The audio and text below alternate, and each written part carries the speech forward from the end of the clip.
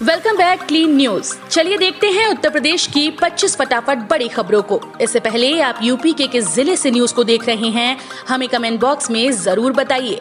साथ ही daily update रहने के लिए चैनल को सब्सक्राइब कर बेल आइकन को दबाना बिल्कुल न भूलें। आज का लाइक एम 3000 है, उम्मीद करते हैं आप इसे जरूर पूरा करेंगे। ऑस्ट्रेलियाई सांसद बोले, काश सीएम योगी हमें कुछ दिनों के लिए मिल जाते। ऑस्ट्रेलिया के ह्यूजेस से सांसद क्रेग केली ने कहा कि काश कोई ऐसा ऑप्शन होता कि मुख्यमंत्री योगी आदित्यनाथ कुछ दिनों के लिए हमें मिल पाते। सांसद क्रेग केली ने ट्वीट करते हुए लिखा कि भारत का एक राज्य उत्तर प्रदेश, क्या कोई ऐसा ऑप्शन है कि किसी भी मौके पर वे हमें अपना मुख्यमंत्री योगी आदित्यनाथ कुछ दिनों के लिए दे सकते हैं, ताकि वो आइवरमेक्टिन दवा की कमी से हमें निकाल सके, जिसकी वजह से हमारे राज्य में निराशाजनक स्थिति पैदा हो गई है। व्यापारियों को बिजली बिल में छूट देने की तैयारी में यूपी सरकार, फिक्स्ड और डिमांड चार्ज में राहत। उत्तर प्रदेश की योगी सरकार जल्द ही व्यापारियों को बिजली बिल में रियायत दे सकती है। दरअसल कोरोना महामारी के दूसरे फेज में सरकार द्वारा आंशिक लॉकडाउन लगाया गया। इस दौरान बाजार बंद थे, मॉल, सिनेमाघर, शोरूम आदि सभी तरह के व्यापार बंद थे। इससे काम तो प्रभावित हो ही रहा था, साथ ही बिजली का बिल भी बढ़ता नजर आ रहा था। ऐसे में व्यापारिक संगठनों और औद्योगिक प्रतिष्ठानों ने सरकार से पत्र लिखकर कुछ रियायत देने के लिए मांग की। वाराणसी में व्यापारी संगठन की मांग है कि उन्हें बिजली बिल में कुछ रियायत दी जाए। योगी सरकार ने बदला नाइट कर्फ्यू का समय, जानिए नई टाइमिंग्स।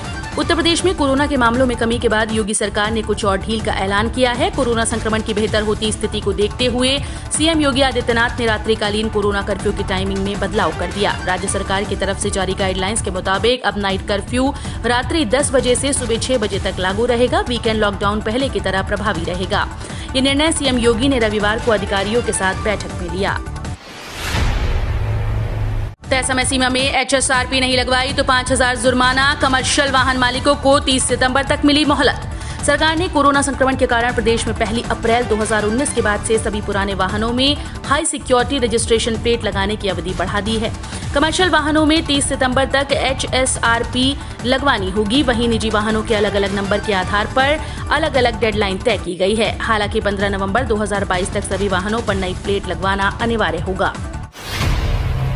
उत्तर प्रदेश में अभी ऑनलाइन क्लास की इजाजत। राज्य में 1 जुलाई से प्रशासनिक काम के लिए स्कूल खुल गए हैं। हालांकि बच्चों को अभी ऑनलाइन ही क्लास करने के लिए कहा गया।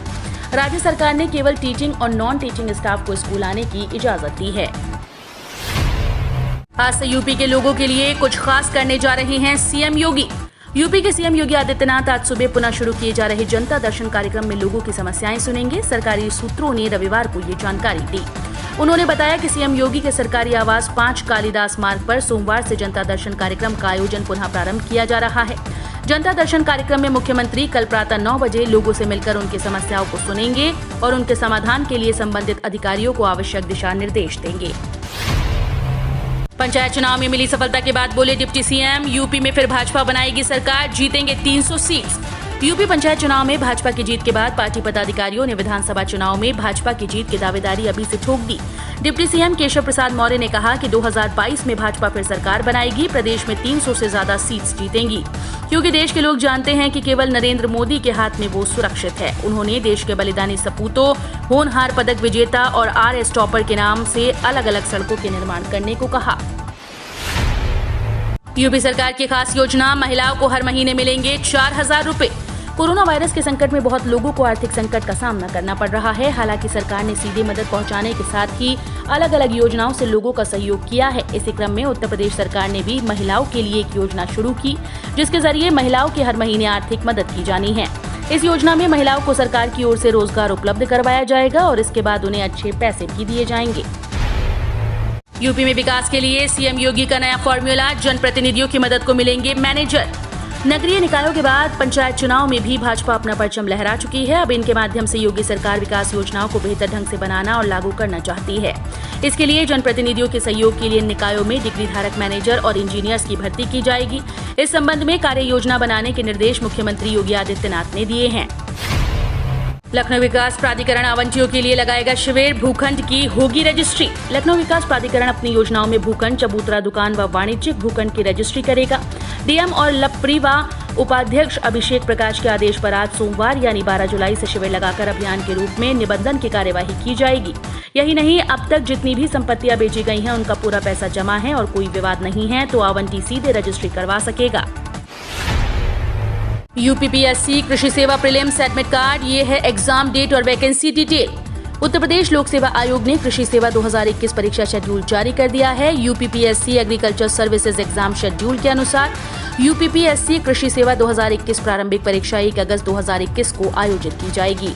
परीक्षा पहले मई 2021 को आयोजित होने वाली थी। जिन उम्मीदवारों ने इस भर्ती अभियान में ऑनलाइन आवेदन किया था वे यूपीपीएससी की आधिकारिक वेबसाइट uppsc.up.nic.in पर जाकर जरूरी डिटेल्स चेक कर सकते हैं।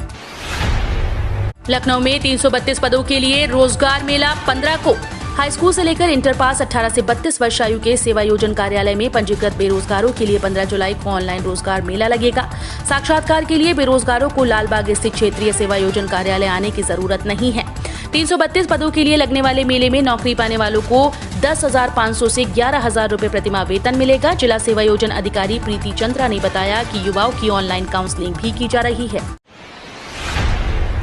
23 जुलाई से किशनगंज अजमेर ट्रेन पटरी पर दौड़ेगी। हफ्ते में 3 दिन चलेगी। यूपी के 8 स्टेशन पर रुकेगी। कोरोना संक्रमण का ग्राफ नीचे गिरते ही रेलवे ने रफ्तार पकड़नी शुरू कर दी। अब धीरे धीरे ट्रेन को शुरू किया जा रहा है। नॉर्थ वेस्टर्न रेलवे ने कटिहार अमृतसर स्पेशल ट्रेन संचालन के बाद एक और नई ट्रेन किशनगंज अजमेर के बीच चलाने का फैसला किया। रेलवे के मुताबिक बिहार के किशनगंज अजमेर के बीच ट्रेन सप्ताह में 3 दिन चलाई जाएगी। गाड़ी संख्या 05715 किशनगंज 23 जुलाई से हर शुक्रवार, रविवार और मंगलवार को सुबह 6 बजे चलेगी। यूपी पुलिस और एटीएस को मिली बड़ी कामयाबी। लखनऊ के एक मकान से पकड़े अलकायदा के 2 संदिग्ध आतंकी। उत्तर प्रदेश के लखनऊ में दुबग्गा इलाके में उस समय हड़कंप मच गया जब पुलिस और एटीएस की टीम्स ने एक घर को घेर लिया।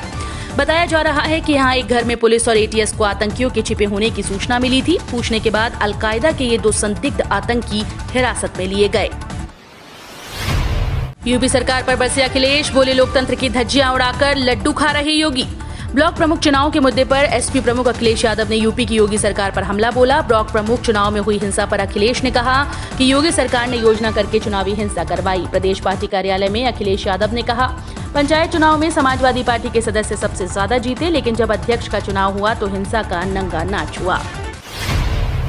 यूपी, दिल्ली और हरियाणा में मानसून का काउंटडाउन शुरू, बदला मौसम का मिजाज। उत्तर भारत के कई राज्यों में मानसून का काउंटडाउन शुरू हो चुका है। अभी भी लोग बारिश का इंतजार कर रहे हैं। मौसम विभाग के मुताबिक 15 जुलाई के बाद मानसून दिल्ली, यूपी और हरियाणा के कई इलाकों में दस्तक देगा। ऐसे में अभी से विभाग ने यूपी, बिहार, दिल्ली सहित कई राज्यों में बारिश में चेतावनी जारी कर दी है। मौसम विभाग ने वेदर अपडेट करते हुए कहा कि 11 से 13 जुलाई के बीच जम्मू कश्मीर, यूपी, हिमाचल और उत्तराखंड जैसे राज्यों में बारिश होगी। वहीं हरियाणा, पंजाब और दिल्ली में भी बारिश का असर दिखेगा। मायावती ने बोला, हमला सरकारें बढ़ती महंगाई को लेकर गंभीर नहीं। बहुजन समाज पार्टी अध्यक्ष और उत्तर प्रदेश की पूर्व मुख्यमंत्री मायावती ने केंद्र सरकार और राज्य सरकारों पर रविवार को आरोप लगाया कि वे पेट्रोल, डीजल और रसोई गैस जैसी रोजमर्रा की जरूरी वस्तुओं की लगातार बढ़ती कीमतों को लेकर गंभीर और चिंतित नहीं है। बसपा प्रमुख ने ट्वीट किया, देश में पेट्रोल, डीजल, रसोई गैस और दूध आदि जैसी रोजमर्रा की जरूरी वस्तुओं की कीमत जिस तरह लगातार बढ़ रही है उससे महंगाई आसमान छू रही है और लोगों का जीवन दुखी और त्रस्त कर रही है। पूर्व मुख्यमंत्री कल्याण सिंह की सेहत स्थिर, संक्रमण काफी कम हुआ। प्रदेश के पूर्व मुख्यमंत्री कल्याण सिंह की सेहत में लगातार सुधार हो रहा है। उनके शरीर का संक्रमण काफी कम हुआ।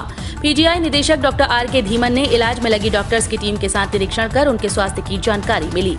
निदेशक ने बताया कि पूर्व मुख्यमंत्री Kalyan Singh critical care medicine विभाग के आईसीयू स्टाफ और रिश्तेदारों के साथ भी बातचीत कर रहे हैं।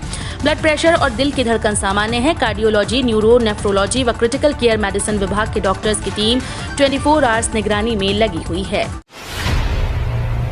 पीएम मोदी की देशवासियों से अपील, पद्म पुरस्कार के लिए जमीन पर काम करने वाले लोगों का भेजे नाम। प्रधानमंत्री नरेंद्र मोदी ने रविवार को देश के लोगों से कहा कि वे पद्म पुरस्कारों के लिए प्रेरणादायी लोगों के नामों का सुझाव दें। पीएम मोदी ने इसे पीपल्स पद्म नाम दिया। पद्म पुरस्कार के लिए नामांकन की आखिरी तारीख 15 सितंबर है। जनसंख्या नीति का ऐलान, सीएम योगी बोले, प्रजनन दर कम करने की जरूरत। मुख्यमंत्री योगी आदित्यनाथ ने रविवार को उत्तर प्रदेश जनसंख्या नीति 2021-2030 जारी की। विश्व जनसंख्या दिवस पर हुए इस कार्यक्रम में योगी ने कहा कि समय समय पर इस पर चिंता जताई गई कि बढ़ती जनसंख्या विकास में बाधक हो सकती है। पिछले 4 दशकों से इसकी कई बार चर्चा हुई। जिन देशों, राज्यों ने इसके लिए प्रयास किया वहां सकारात्मक नतीजे देखने को मिले। विश्व जनसंख्या दिवस के मौके पर सीएम आवास पर यह कार्यक्रम आयोजित किया गया। इस दौरान जनसंख्या स्थिरता पखवाड़े का उद्घाटन भी किया गया। भारत को बदनाम करने का ठेका ले रखा है क्या? टिकैत के यूएन वाले बयान पर बीजेपी किसान मोर्चा हमलावर।